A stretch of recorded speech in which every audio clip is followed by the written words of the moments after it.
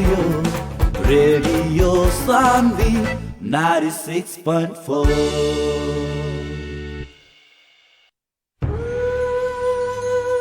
नारी के नीचे दिखावा वाला रीत कब तक, नारी के नीचे दिखावा वाला रीत कब तक, जेने तेने पुरुष के जीत कब तक, हाथ में हाथ मिला के उठा नारी चूल्हा और परोसा में सीमित कब तक। सुने के ना भूलें कार्यक्रम संघर्ष हरेक हफ्ता के रविवार सुबह 9 बजे नेपाल खबर के बाद हम मानती के साथ।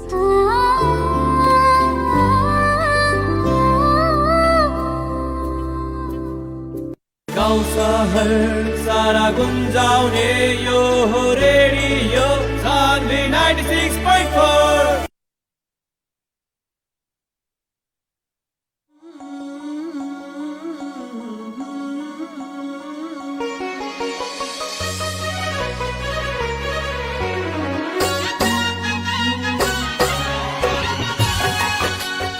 हम एगो बेटी से पूछनी, आंसू देवे वाला करीब होकेला या आंसू पोछे वाला? बेटी का सुंदर जवाब दिलिन, दोनों ही करीब होकेला। आंसू देवे वाला अपन घर से विदा करेला, आंसू पोछे वाला अपन घर में ले जाला। जी श्रोता मित्र, नारी जब इस सुंदर धरती में जन्म लेवेलिन तब एक बेटी कहालिन। जब बड़का होकेलिन उहे बेटी गठबंधन में पड़ेलिन तब वो बहू कहालिन। बहू के रूप होको या बेटी के रूप, नारी नारी है। पर उहे नारी के बेटी है त हमार बेटी आ बहू है त तहार बेटी। काहे काहे ई बेटी आ बहू में फर्क बा?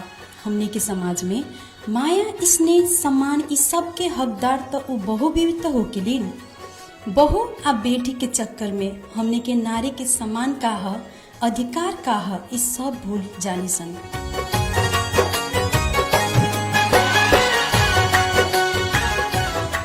प्रणाम और स्वागत बा कार्यक्रम संघर्ष में। अभी अपने सुन रहा बानी रेडियो सान्वी 96.4 मेगाहर्ट्ज के कार्यक्रम संघर्ष। आई आवाज है हम मानती की। अपने फेसबुक पेज से भी सुन रहा बानी। ई कार्यक्रम हर रविवार सुबह 9 बजे नेपाल खबर के बाद आवेला। हर रविवार जैसन आज भी एक समाज में लगनशील हौसला पूर्वक एक सफल नारी के ई कार्यक्रम में हम लेके आए बानी। आज भी हमनी के समाज के दिव्य युवा क्लब के कार्यक्रम संयोजक कोपिला चौलागाई साके निम्त्यावतानी। प्रणाम। नमस्कार जी, कार्यक्रम के बारे में आपने सुनने बानी कब? हम ई एफएम के फेसबुक पेज में ज्वाइन बानी, हम जुड़ल बानी। ओके चलते हम ये कार्यक्रम कभी कभी सुनले भी बानी। उतना टाइम तो नहीं मिलेला सुने के, मगर फिर भी कभी कभी सुने नहीं, बहुत अच्छा लागेला। महिला के एगो हमनी के जौन दूसरा दर्जा के रूप में देखल जाला महिला के, वो महिला के हौसला दे के बाहर निकाले खातिर और वो महिला के कुछ करे खातिर प्रोत्साहन करे वाला ये कार्यक्रम बहुत अच्छा लागेला। जी कोपिला जी, सर्वप्रथम अपने से एगो सवाल पूछें। जैसे ये कार्यक्रम में आज अपने आयल बानी, हमने के समाज में बेटी आ बहू, जौन बेटी आ बहू बानी तनका फर्क लागला, अपने के विचार में का हो? इस सब सोच के बात है। बेटी बहू कोनो फर्क ना हो। हमने सब जानता निसन नारी धरती एगो ममता के खानी के रूप में परिचित बा। बेटी आ बहू ई खाली एगो सोच के भिन्नता बा। हमनी के समाज में पितृसत्तात्मक जौन सोच बा, उस सोच के चलते हमनी के बेटी बहू में अंतर करे के देखे के मिलेला। बेटी बहू में भेदभाव करल हमनी के देखे के मिलेला। ये सब सोच के अंतर लागेला हमरा। अगर सोच हमनी के परिवर्तन हो जाए तो बेटी बहू में कोनो फर्क नहीं के एक बा।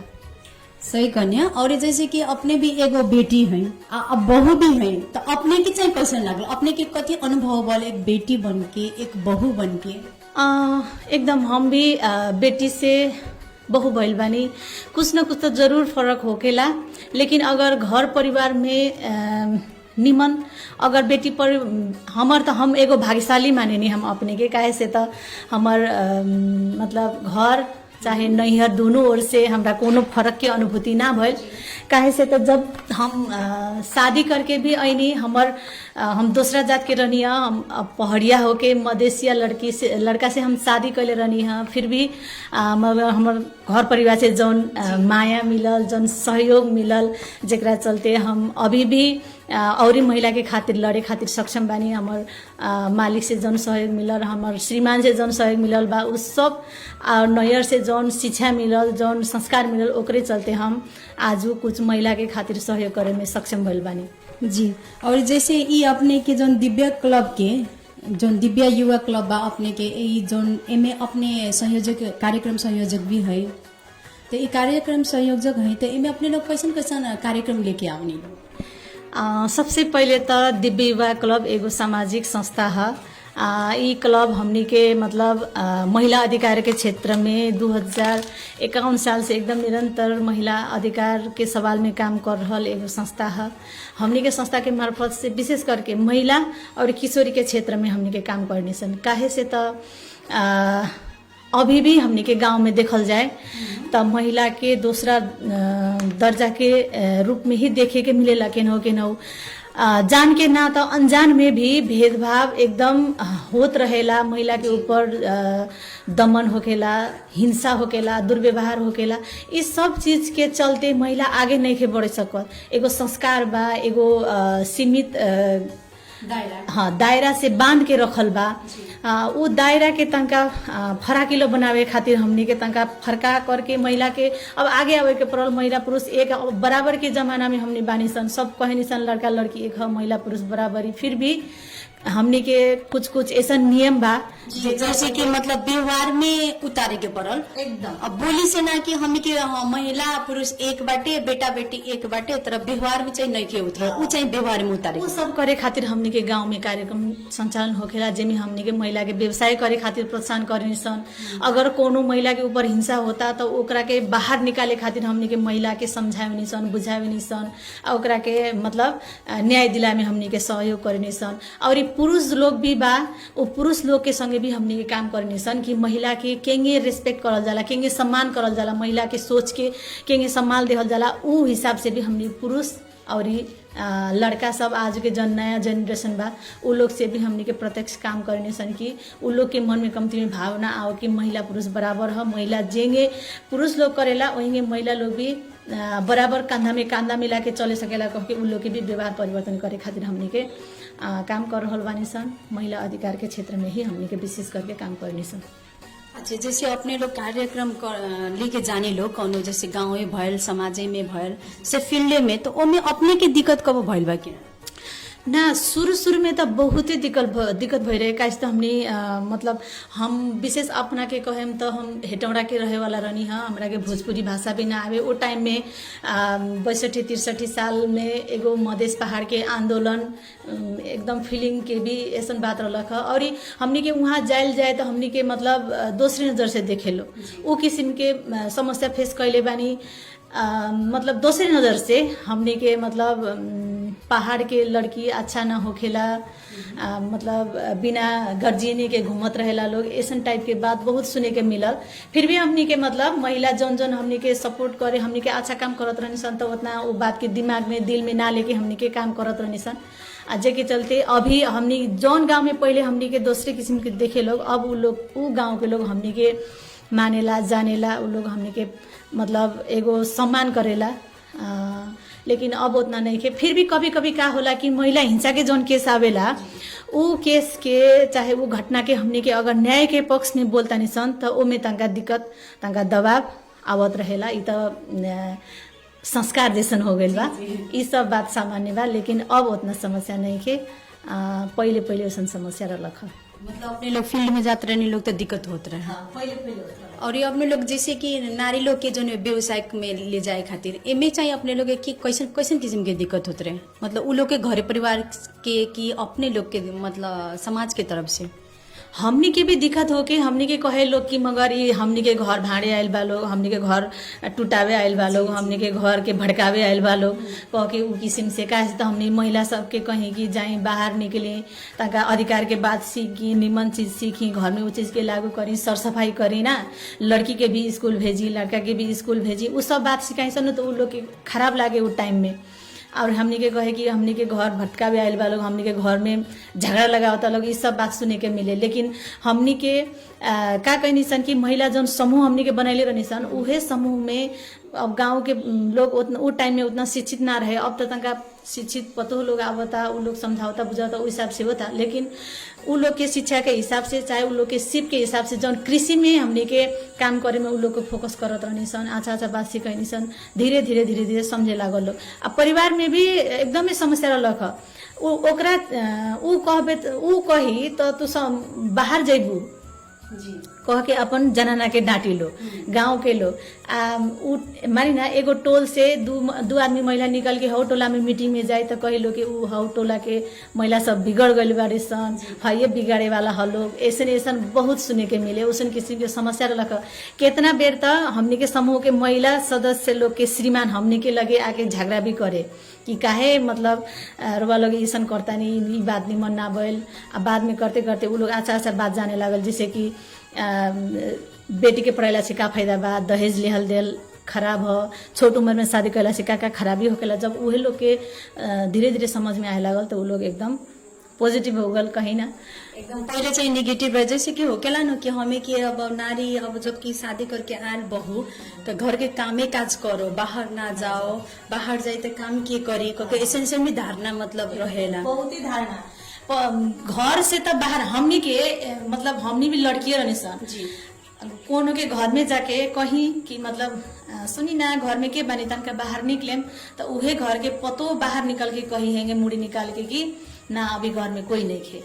कहे मतलब महिला खुद वो टाइम में अपना के आदमी ना मतलब कहत रहलक घर में कोई नहीं खे। हाँ अब जाए उहे गांव में जहाँ हमने के अभी तक ले भी कार्यक्रम चलेला। अब तो लगभग सब गांव में ऐसे हो गई बा। जाके घर में कहे तो हाँ आई ना बैठी ना हम बानी नु कहीं कथी कहे के बाद उहे पतो निकल के बात करे वाला हो गई बा। कहे मतलब चेंज अपने से भी हो रहा बा, लेकिन हमने के उहे गांव में रह के पहले के जौन अपने लोग जैसे कि रास्ता देखैनी लोग, रास्ता देखैनी लोग, यदि अपने लोग रास्ता ना देखैती लोग, अपने लोग ना समझैती लोग कि हमें शिक्षित होकर एकदम जरूरी बाटे।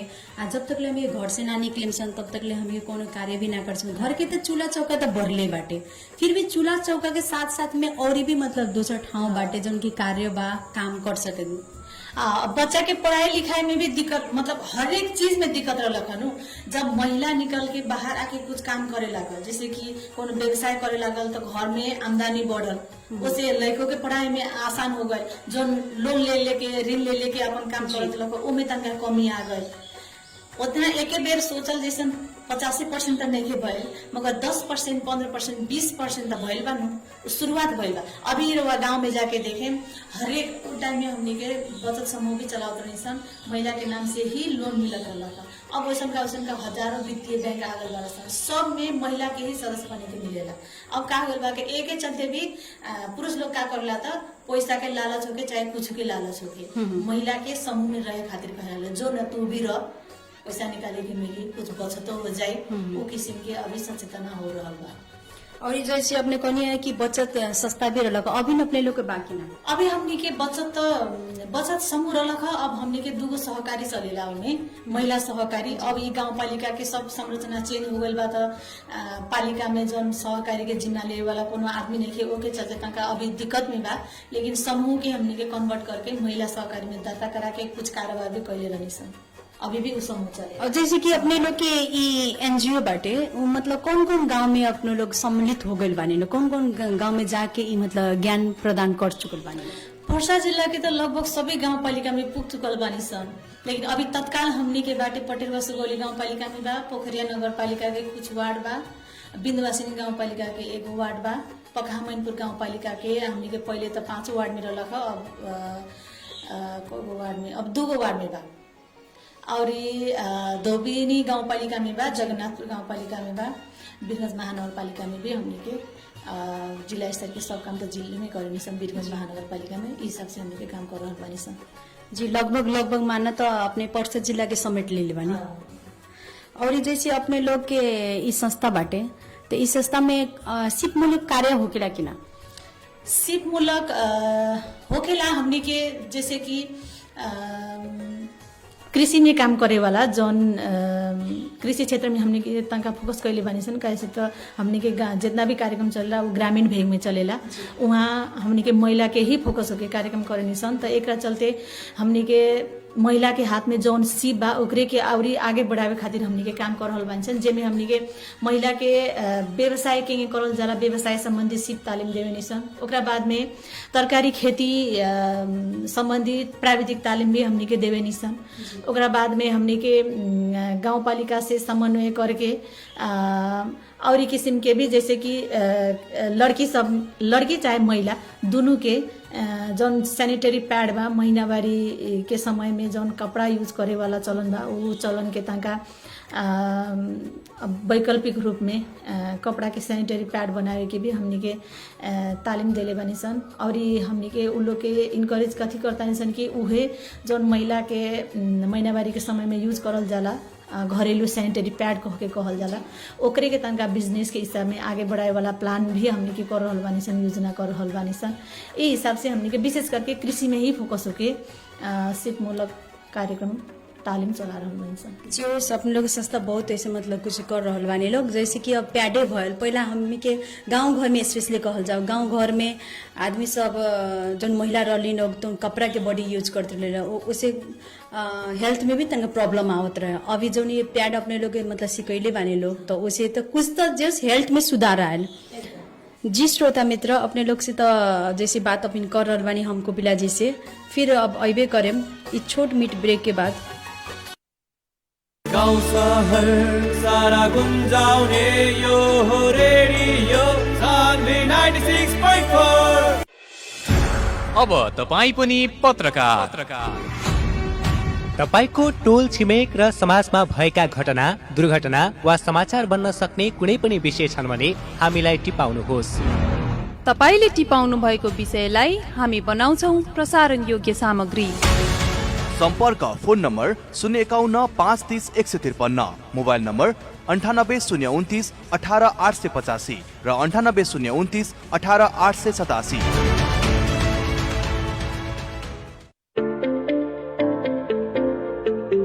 के तपाईँ एसई परीक्षा दिने तयारीमा हुनुहुन्छ अनि रिभिजन क्लास नभएर कतै आत्तिनु त भएको छैन? यदि हो भने अब निश्चिन्त हुनुहोस्। प्याप्सन वीरगञ्ज र रेडियो सान्वीको सहकार्यमा सान्वी पाठशाला, जहाँ प्याप्सन अन्तर्गतका स्कुलहरूमा आबद्ध ख्यातिप्राप्त शिक्षकहरूद्वारा रिभिजन क्लास गराइँदैछ। रेडियो सान्वी 96.4 का साथै रेडियो सान्वी र साझा डेलीको फेसबुक पेजबाट एकैसाथ अडियो र भिजुअल माध्यममा प्रसारण हुने। आइतबारदेखि शुक्रबार बेलुकी 5 बजेदेखि 6 बजेसम्म, पुनः प्रसारण बिहान 11 बजेबाट 12 बजेसम्म। कार्यक्रम सान्वी पाठशाला। अब तपाईँ पनि पत्रकार। तपाईको टोल छिमेक र समाजमा भएका घटना, दुर्घटना वा समाचार बन्न सक्ने कुनै पनि विषय छन् भने हामीलाई टिपाउनुहोस्। तपाईले टिपाउनु भएको विषयलाई हामी बनाउँछौ प्रसारण योग्य सामग्री। सम्पर्क फोन नम्बर 051 530 153, मोबाइल नम्बर 98 029 18 885 र 98 029 18 887। गाउँ सहर सारा गुन्जाउने यो हो रेडियो सान्वी 96.4।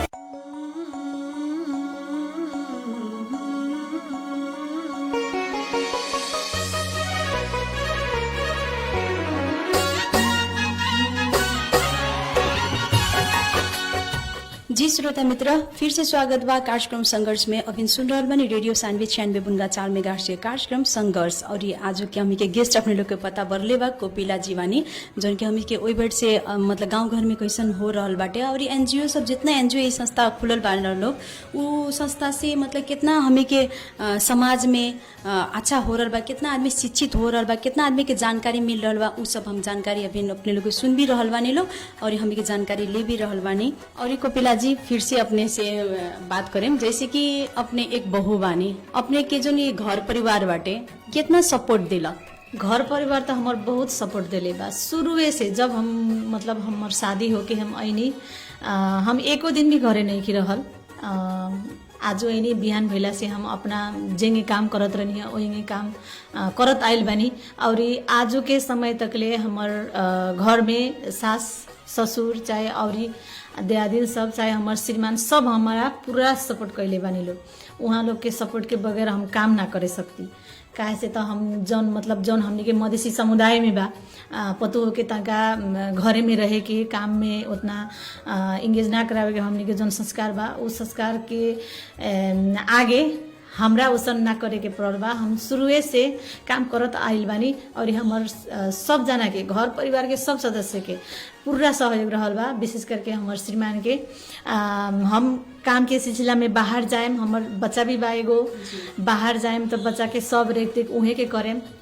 सब जिम्मा उनकरे मतलब कभी काल लेटो होई तो खाना उना बना देम सब मतलब हमर घर ऐसी काम में भी टोटल सहयोग करेनी। एकरा चलते हमरा काम करे में कोनो दिक्कत नहीं है, कोनो बाधा नहीं है। ओही के चलते हम आज यहाँ तक ले आइल बानी। आशा बा ई सहयोग तो हरदम रहते रही, एकरे चलते हम ऐसे भी आगे जाए में सफल होते। जी कपिला जी, जैसे कि अब एक और बात हमें यही में पूछे कैसे अपने जैसे कहने के हमारे श्रीमान बहुत ही सहयोग कैले बानी हमरा घर के काम भी मतलब हमी के गांव घर में हमी के समाज में बहुत ऐसा ठाव बा, बहुत ऐसा घर बा शिक्षित हो के भी मतलब उ लोग शिक्षित हो के भी ना चाहे लोग कि हस्बैंड लोग काम करे के या मतलब जैसे हस्बैंड काम करी मतलब वाइफ संगे तनका सपोर्ट करी तो मतलब जोड़ी को गुलाम या मतलब ऐसा ऐसा में अपने उ पुरुष लोग के मतलब उ लोग के जौन ई सोच बा उ लोग के कथी कहे के चाहता।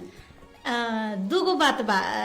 एगो तो पहिल का बात उ जौन पुरुष बा वो अपने आप से तनका डराई रहेला का मतलब पितृसत्तात्मक सोच तो महिला में भी बा पुरुष में भी बा।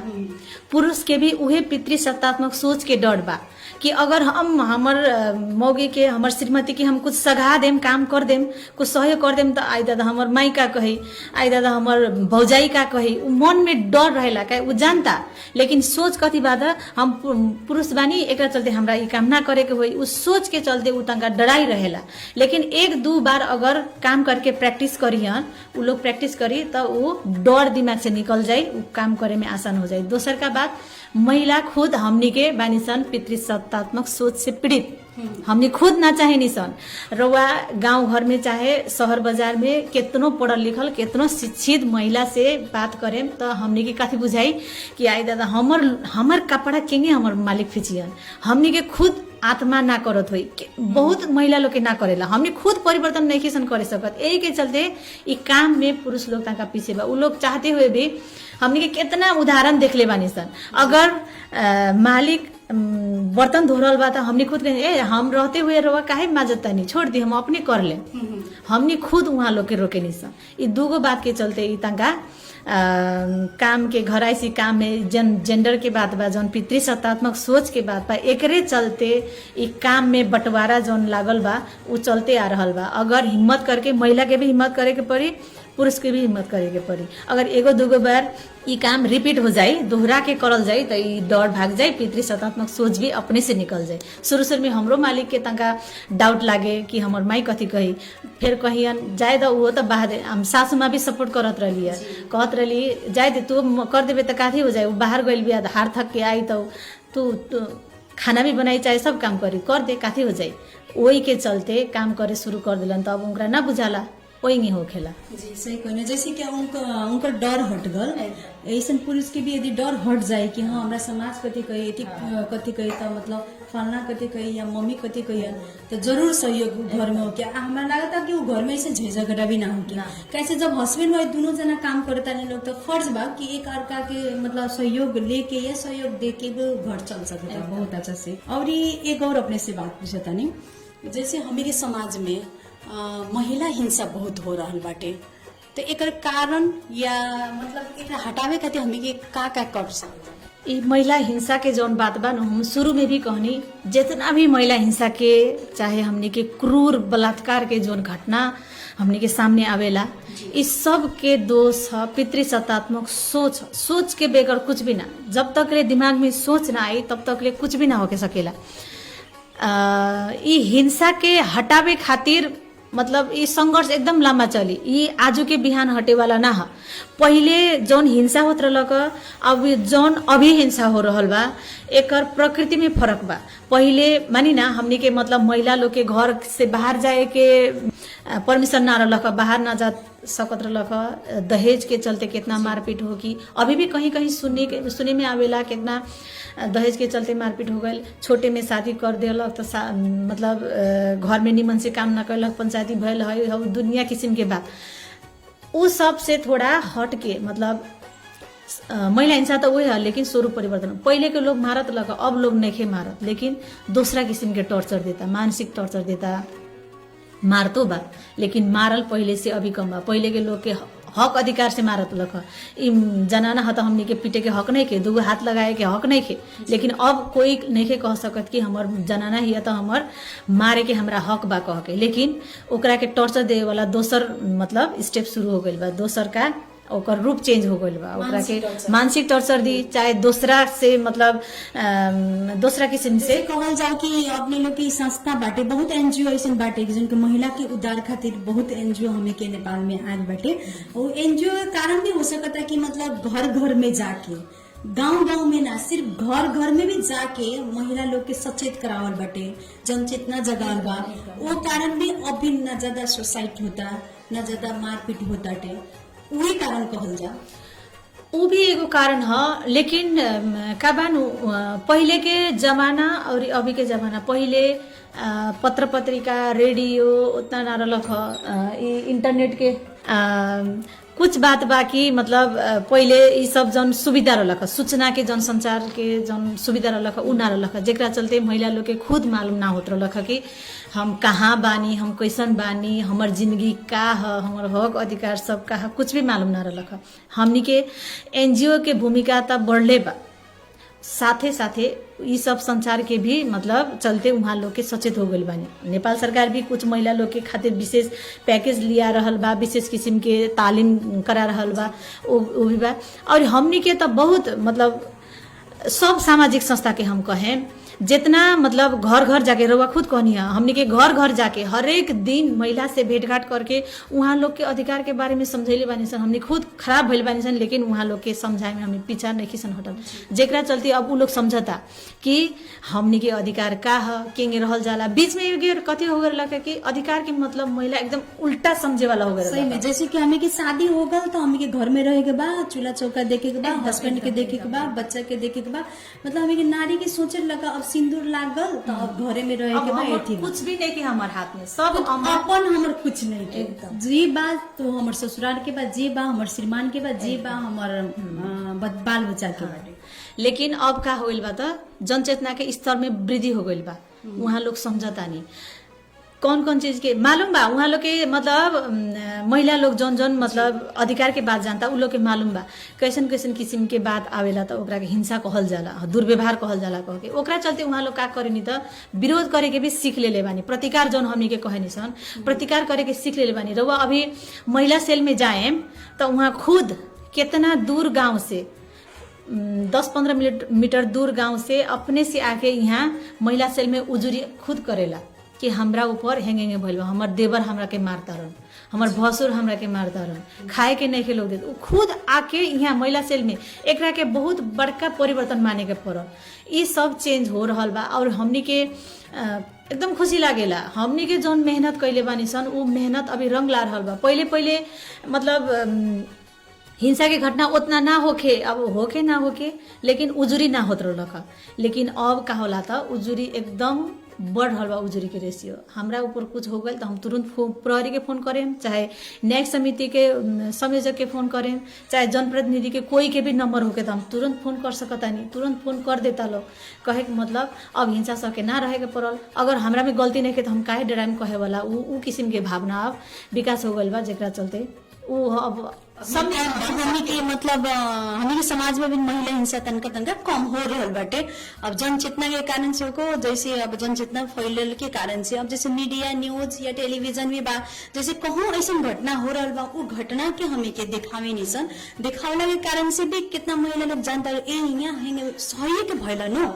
अब हमें के ना सहल जाओ, यदि हमें कोनो कुटपीट करता काहे ना श्रीमान भी होकोस, यदि हमरा के गलत कुछ करता रही या गलत व्यवहार होता तो हमरा ई आवाज उठाए पड़ल, दब के ना रहे के पड़ल। उ सब बात में सचेत हो गइल बानी लोग, जेकरा चलते केस बढ़ल लौकेला। केस कम एकदम घरेलू हिंसा जौन बा वो बहुत कम हो गइल बा। लेकिन अब प्रदेश के चाहे नेपाल के कॉन्टेक्स्ट में देखल जाए तो रेप के जौन बलात्कार के घटना ऊ तनका बढ़ रहल बा।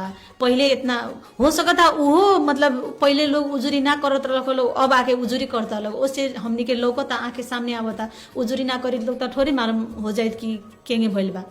अभी भी हमनी के गांव में देखल जाए तो बलात्कार कथी रहेला कि हमनी के समाज में यदि बलात्कार केकरो हो रहल बा या केकरो बेटी के साथ भइल भी बा त आदमी ना ना ना ना कहल जाए यदि मीडिया में आ जाए यदि समाज में आ जाए तेकर बिहान बेले शादी केंगे होगी ये सब सोच से भी हो सकता। पर अभी के हमें के जनता लोग बानी लोग नारी लोग बानी लोग पुरुष लोग बानी बा आवाज अब उठ रहल बा एकदम अभी सचेत होके उ लोग आ रहल बा। उ लोग अगर उहाँ लोग के मालूम हो गइल बा हमरा गलती नहीं खे बलात्कार होके में उ जौन करेला ओकरे गलती है ओकरे चलते वहाँ लोग यहाँ तक ले आवे नहीं। फिर भी हाँ सजाए मिले के चाही। फिर भी अनेक किस्म के हमनी के रउआ लोग के भी सुने के मिलत हमनी के भी न्यूज में मतलब हरदम देखे नहीं सुनी न अदालत जात जात में कितना मतलब ले दे के सल्टा देवेला लोग मतलब ओसन हमनी के आँख के सामने भी भइल बा कुछ कहल ना बनेला ओसन टाइम में ऐसा अवस्था होकेला वहाँ राजनीतिक दबाव मतलब जौन जेकरा ऊपर पड़ल बा उ खुद बैक हो जाए वाला बहुत मतलब वे इज्जत के डर के प्रतिष्ठा के डर शादी ब्याह के डर उस सब के डर के चलते उ खुद बैक हो जाए वाला अवस्था भी हमनी के अभी भी देखे के मिलेला। कैसे पूरा मतलब भारी दबाव होकेला नो वैसे भारी दबाव जब आदमी पर आ जाला वैसे तो अदालत जाके भी बैक हो जाला ओसन अवस्था में। फिर भी रिपोर्ट हो रहल बा एकरा के अच्छा माने के पड़ल सपोर्ट करे जी मतलब बैक हो जाने उ लोग के अपने को दिखे ओगे बैक ना होके के चाहिए जब उतना हिम्मत करके अदालत तक चल ही नहीं अदालत चल ही नहीं वहाँ सब बातचीत हो गई तो वहाँ से बैक ना होके के चाहिए। उतना दूर अला पर तो सब कुछ मालूम हो गई बा। फिर भी हम यहाँ से भी कहें कोनो भी बालिका महिला किशोरी वृद्धा कोनो भी महिला के ऊपर अगर बलात्कार जैसन घटना चाहे बलात्कार जैसन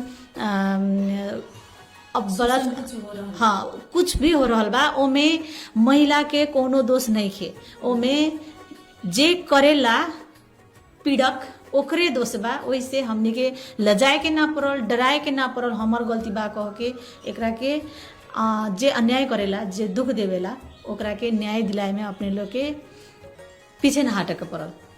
जी सही कहने जैसे कि मतलब जो जौन दोषी बाटे उ दोषी के तो सजाए देवे के पड़ी कैसे एक के देखे दूसर करेला न कहल जाला न कि मतलब एक के देखे दूसर करेला यदि उ आदमी के सजाए ना देवल जाए तो फिर अगला देख के करी कुछ तो होते नहीं के यदि हम ऐसा कर देता नहीं तो हमरा कुछ नहीं के हम तो बचिए जाता नहीं तो उससे भी यदि उ आदमी के यदि सजाए मिली तब वो देख के भी दूसरा आदमी डराए तो वैसे सबके समान जितना हमें के संबंधी निकाय भी बा वैसे में तो सपोर्ट करे के चाहिए कि सजाए जरूर देगा। दोषी हो को घर नारी पर अत्याचार करो या कुछ पर अत्याचार करो हमें के जितना संबंधी निकाय बानी लोग उ लोग के भी इनमें ध्यान रख के एकदम ऊपर के जो दबाव आवला दबाव के स्टॉप करके सबके समान उ सजाए देवे के पड़ी वो जो की अत्याचार करता या कुछ नानी मन व्यवहार करता वैसे आदमी के सजाए देले पड़ी दोसर उ मतलब नानी मन व्यवहार करे के या मतलब ऐसे कांड करे के भी सोचे से भी डराए। और एको पिला जी जैसे कि हमें के अपने बहुत बात विचार कईनी जान और ये बात विचार के करे के सिलसिला में बहुत ऐसे जानकारी भी मिलल अपने के संस्था के बारे में और ये हमें के समाज के बारे में भी कैसे अपने लोग जाने लोग गांव घर में तो बहुत ऐसा चीज झेले के पड़ल अपने जी कहानी है। अब अपने जैसे इस संस्था में बानी दिव्य युवा क्लब में तो एमे अब जैसे शिव मूलक भी कार्य होकेला जैसे अपने के महिला हिंसा भी यति करें तो अपने लोग लगभग महिला हिंसा में जो भइल बाटे ओमे कितना उत्थान कैले बानी लोग हमने के तो मतलब का बाकी हमने के एगो महिला लोग के नेटवर्क बनैले बानी सन मतलब घरेलू हिंसा चाहे महिला के ऊपर कोनो भी किस्म के हिंसा होता चाहे दुर्व्यवहार होता तो ओकरा के समाधान करे खातिर ओकरा के वकालत करे खातिर एगो महिला लोग के एगो नेटवर्क बनैले बानी सन जेकरा के महिला अधिकार मंच कहने सन ओकर साथ में कितना जना मेंबर बानी लोग किंग मतलब ही होकेला मेंबर के कहल जाओ तो महिला अधिकार मंच में नेपाल भर में ओकर गांव के भी बा जिला के भी बा नेशनल भी बा राष्ट्रीय भी बा मतलब एगो नेटवर्क बा महिला अधिकार मंच राष्ट्रीय महिला अधिकार मंच जिला महिला अधिकार मंच कह के बा जी ओमे नेपाल भर में मानी ना 30-35 हजार महिला मेंबर बा लोग हमनी के पर्सा जिला के 1300-1400 महिला मेंबर हो गए ओमे जेमे हमने के पर्सा जिला के 5-6 गो गाउँपालिका से बेसी महिला महिला अधिकार मंच में आबद्ध बा लोग, जेमे हमने के हरेक वार्ड में मतलब गांव शहर दू मतलब 77 से अपने लोग कलेक्ट कइले बानी लोग, उमे बानी लोग। अब गांव के महिला अधिकार मतलब जौन वार्ड के महिला अधिकार मंच बा उहाँ जौन घटना आवेला उहाँ समाधान करे खातिर उहाँ लोग पहल करें। अगर उहाँ समाधान नइखे होत तो उहाँ लोग जिला में लेके आएम। जिला महिला अधिकार मंच बा, जिला महिला अधिकार मंच के मार्फत से जहाँ जहाँ उहाँ महिला के न्याय दिलावे खातिर हमनी के सहयोग करे के पड़ता उहाँ हमनी के जानी सन, सहयोग करे निसन। महिला अधिकार मंच अलगे बा, हमनी भी बानी सन। सचिवालय संस्था हमनी के देवी विवाह क्लब हो, जेकरा चलते हमनी के उहाँ लोग के हरदम सहयोग करनी सन। यही हिसाब से हमनी के न्याय दिला में सहयोग करल बानी सन। बहुत ऐसा बहुत महिला लोग के हमनी के न्याय दिला में सहयोग कैले बानी सन। एग्जैक्ट डाटा अभी ना बता सके, देखे पड़े। कोनो बात नहीं है, जैसे कि अपने इतना अंदाज हो के नहीं कि मतलब कुछ हमनी के सहयोग कइले बानी सब, ओकर कारण से कुछ उत्थान भइल बाटे। बहुत ऐसा महिला लोग के भइल बा। पहले शुरू में हिती चुका मतलब उम्र में छोटे उम्र में शादी कर देते लोग, शादी होके जाई कुछ काम बिगाड़ दी तो ओकरा के घर से बेलगा दी लोग। ओसन कितना लड़की सबके हमनी के घरे ले जाके रखोले बानी सन। उ टाइम में बाल विवाह के उम्र उतना ना तो करे, 18 बरस के नीचे ही रहे। बहुत ओसन लड़की सबके जिंदगी खराब होके से हमने के बचैले बानी सन, घर में ले जाके ढुका के एकदम उन लोग के रखले बानी सन। ओकरा बाद में डिवोर्स होके वाला जौन संबंध विच्छेद के कगार पर आयल ओसन संबंध के हमने के जुड़ा के फिर घर में मतलब मिला जुला के उन लोग के घर में राखे खातिर हमने के सहयोग करले बानी सन। बहुत ऐसा घटना के हमने के मतलब जिला से लेके अदालत यहाँ से ना बोल राष्ट्रीय महिला आयोग तकले हमने के सिफारिश कर करके मतलब महिला के न्याय दिला में हमने के सहयोग कैले बानी सन। बहुत मानी ना अभी 62-63 साल से अभी तकले 800-900 से बेसी महिला लोग के हमने के न्याय में सहयोग कैले बानी सन। अब मतलब स्टार्टिंग कब से भइल संस्था के? महिला अधिकार मंच के महिला अधिकार मंच के स्थापना लगभग 63-64 साल से भइल बा। ई शुरू में गाविस रहे, गाविस में भी वार्ड रहे, एगो गाविस में 9 गो वार्ड। वो हिसाब से गाविस स्तरीय पहले वार्ड स्तरीय रहे, ओकरा बाद में गाविस स्तरीय महिला अधिकार मंच गठन भई रहे। ओकरा बाद में पालिका स्तरीय गाविस के भी 4-5 गो गाविस के मिला के एगो महिला अधिकार मंच संजाल भई। ओकरा बाद में जिला में आयल, जिला में 14-15 गो गाविस के महिला सबके रख के जिला महिला अधिकार मंच बनल। अब राष्ट्र में बा 34-35 गो जिला के, हरेक जिला के 1 गो 2 गो महिला के मेंबर मिला के राष्ट्रीय महिला अधिकार मंच गठन भइल बा। उ महिला अधिकार मंच जौन महिला अधिकार मंच में आबद्ध महिला बानी उहाँ लोग के क्षमता अभिवृद्धि खातिर हमने के टाइम में कानून संबंधी तालीम देवेनी सन। उहाँ लोग के घटना व्यवस्थापन के कइल जाला, केस मैनेजमेंट के कइल जाला, उ सबके तालीम देले बानी सन। ओकरा बाद में उहाँ लोग के कैपेसिटी बिल्डिंग करे खातिर क्षमता अभिवृद्धि के तालीम भी देत रहनी सन। उहाँ लोग के सिखावत रहनी सन। महिला अगर हिंसा मतलब हमने के गांव समाज में कोनो भी अगर हिंसा होता तो ओकरा के समाधान कइल जाला। स्थानीय जौन न्यायिक समिति बा अभी के कॉन्टेक्स्ट में उ सबसे केंगे सहकार्य करल जाला, केंगे समन्वय करल जाला। उहाँ लोग के सिखा के उहाँ लोग के खुद अगुवाई में ये सब घटना समाधान करे में हमने के सहयोग कर रहल बानी सन। उहाँ लोग के खुद क्षमतावान बनावे के हमने के मतलब कोशिश कर रहल बानी सन। कितना महिला अधिकार मंच के खुद गांव से लेके यहाँ आवे नहीं केस सफल हो जाला तो आके यहाँ ऑफिस में बैठ करके चल जाने की हेंगे बात रहलक सलट गइल, अच्छा हो गइल, न्याय मिल गइल कह के खुशी लागेला वो सब सुन के। जी सब बात बहुत अच्छा करने जैसे कि अब हमें के समाज में जितना कूटनीति बाटे कम से कम ये तरीका से ये ऐसे संस्था के कारण से भी कुछ महिला लोग के राहत भी तो मिलता है। कैसे अब कुछ अधिकार ना मिलत रहे पहले के जमाने में तो नारी लोग का कर लो कि हम केकरा कहे जाए, कहाँ कहे जाए, ऐसे संस्था ना रहे पहला जमाना में। वो टाइम में नारी लोग कथी कर हम केकरो कहे ना जान, मम्मी पापा के भी कहे ना सके, अपन सास ससुर के अपन पति के कहे ना, कैसे उ लोग खुद हम अपोजिट बारे। तो उ टाइम में बहुत ऐसा घटना होते रहे, सुसाइड के केस बहुत बनत रहे।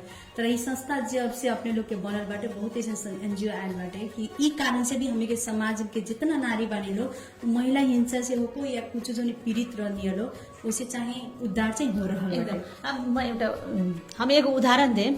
हमनी के कार्यक्षेत्र के हम नाम ना कहेम है कह के हमनी के कार्यक्षेत्र में पोखरिया नगरपालिका के एगो वार्ड में एकजना महिला रही है। वहाँ के हमनी के समूह में आबद्ध एकदम एक्टिव महिला, क्रियाशील, एकदम समझाए बुझाए में आगे रहे वाला महिला। उनकर बेटी के शादी भई रहे त उनकर दामाद जौन बानी वहाँ के मोटरसाइकिल के डिमांड कैले रहनी है। वहाँ लोग के उतना क्षमता न रखल, दलित महिला रहलो तो मतलब बार बार उहे मोटरसाइकिल के चलते बेटी के मतलब प्रेशर देवे लो, टॉर्चर देवे लो, दहेज के एगो टॉर्चर एकदम एकदम दहेज के टॉर्चर देवे लो। ओकरा बाद में वो दीदी का कहली कि हमने के जन सामाजिक परिचालक रहेला लोग गाँव में, वहाँ लोग से संपर्क करके हेंगे बात बा हमार बेटी के दूध दे रहल बा कि करल जाओ।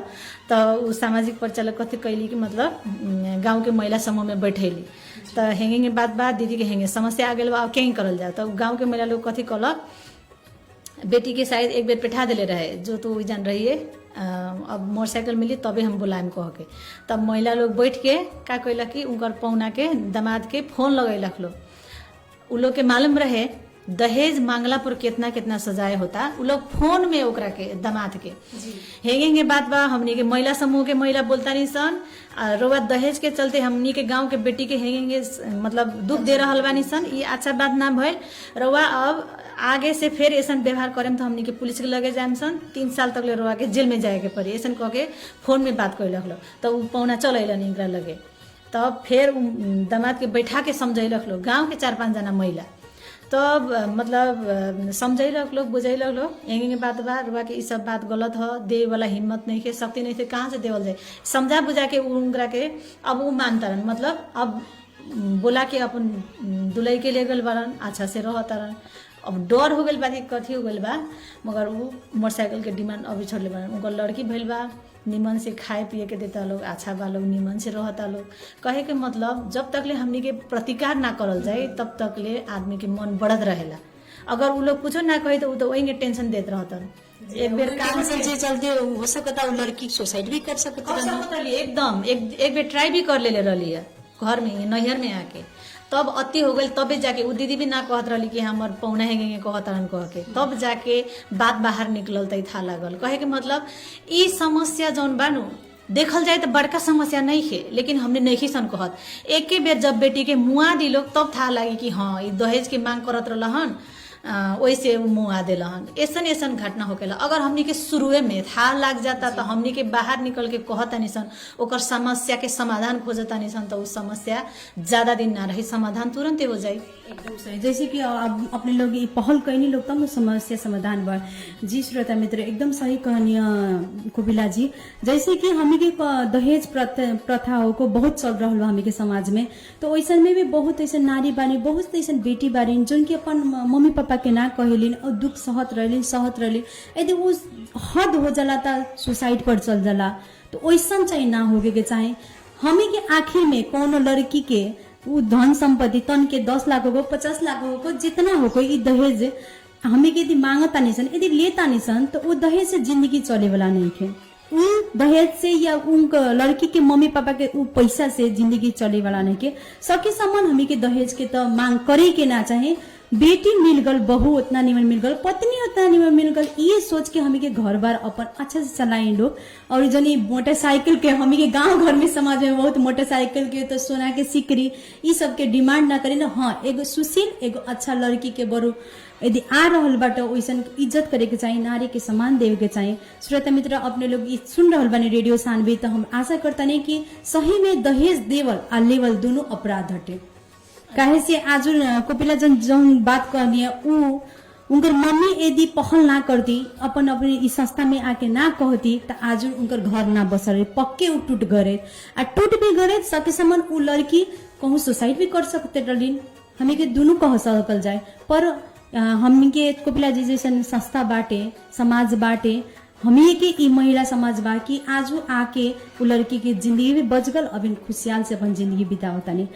और कोपिला जी हमी के कार्यक्रम के अंत तक आगल बानी सन जितना हमी के रेडियो सानवी सुन रहा हमी श्रोता मित्र बानी लोग उनका उ लोग के अपने का कहे के चाहता नहीं लास्ट में सब जना से हम कथी कहें कि हमनी के कुछ कुरीति बा कुचलन बा कुसंस्कार जौन बा ओकरा से तनका बाहर आवे की कोशिश करल जा।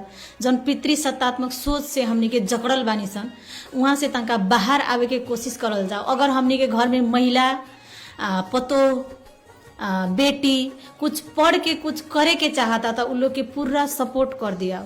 उ लोग के सहयोग कर दिया कि उ लोग कुछ बन के दिखाओ हमनी के गांव समाज में उदाहरण हो कि बिहान के दिन में अगर कोई बेटी जन्म लेता तो हमनी के घर में दुख ना हो, हमनी के मतलब गार्जियन के मुंह ना मुरझा जाओ। ओके चलते सब जना से अनुरोध करें बेटी के भी पढ़ाई, बेटा के भी पढ़ाई। अगर पढ़ल लिखल पतोह भी अपने के घर में आवता तो वहाँ के कुछ करे खातिर सहयोग करी, उनका के बाहर जाके अपन सीप के विकास करे में सहयोग करी। जौन बराबरी के हमनी के कहता निसन नारी पुरुष महिला पुरुष बराबर बा, वो बराबर के व्यवहार में उतारे खातिर रउआ लोग सहयोग करी। धन्यवाद जी कोबिला जी, आज अपने से बात विचार भइल, अच्छा लागल और अपने से बहुत जानकारी भी मिला। हमारे श्रोता मित्र भी अपने लोग के हमी के जो संघर्ष कार्यक्रम सुन रहा बाने उ लोग के भी बहुत जानकारी मिला गांव घर के हो को या हमी के समाज के कूटनीति जो एथी बाटे सोच बाटे उनको जानकारी अपने बहुत देनी और अपने के दिव्य युवा क्लब बा उनको बारे में जानकारी देने की अपने के संस्था का करेला और हमी कार्यक्रम में अपने आज इतना टाइम देने ओकरा खातिर धन्यवाद। रउआ के भी धन्यवाद जौन हमार अपन अनुभव रहे ओकरा के साटे के मौका देने उहाँ अपने लोग के एफएम के मार्फत से सब जना के सुनावे खातिर मदद कैनी सहयोग कैनी एकरा खातिर भी अपने लोग के बहुत बहुत धन्यवाद बा। जी श्रोता मित्र, अब का कहल जाओ, समय के ना रोके के सकल जाला ना समय के पकड़ के रख सकल जाला। वैसे अब हमरो समय आगल, पर हम जाए से पहले अपने लोग के कहे के चाहेम बेटी होको या बहू होको दोनों हमी के नारी ने है। बेटी के भी सम्मान उतने देवे के चाहिए, बहू के भी सम्मान उतने देवे के चाहिए। बहू के भी फर्ज हटे कि हम जेंगे अपन मम्मी पापा के आदर करते रहे सम्मान करते रहे वही हम सास ससुर के भी आदर सम्मान करी। और सास ससुर के फर्ज जेंगे हम बेटी के माया करते रहे वही अपन पतों के भी माया करी, मान दी सम्मान दी। कैसे नारी नारी है, हमें कि ई ना सोच रखल हो कि वो बेटी है आ ई बहू है, दोनों तो नारी है। हमें कि कथी के समान देखबा तो नारी के समान देखबा। वैसे श्रोता मित्र कभी भी नारी के गलत ना कही, जब भी सम्मान दी। आशा करता नहीं अपने लोग जहाँ बानी लोग अभी यदि रेडियो सानवी सुन रहा बानी लोग तब बहु बेटी में जो भेदभाव बा वो भेदभाव अपने लोग ना करें लोग और ये दोनों के समान रूप में अपने लोग माया स्नेह ममता दें लोग के हम आशा भी करता नहीं। और श्रोता मित्र हमारे जाए के समय हो गल बाटे तो जाए से पहले हम रेडियो सानवी सुन रहा संपूर्ण श्रोता मित्र के धन्यवाद। और ये जौन कोपिला चौला गए बहुत अच्छा भोजपुरी बोल के हमारे साथ देनी और ये बहुत अच्छा हमें के जानकारी देने उनको के धन्यवाद देत। फिर अगला सप्ताह एंगे ऐसा के उपलब्धि हासिल करल गेस्ट के लेके अबे करीम कार्यक्रम संघर्ष में। तब तक खातिर हम मानती विदा मांगतानी। नमस्ते, शुभ दिन।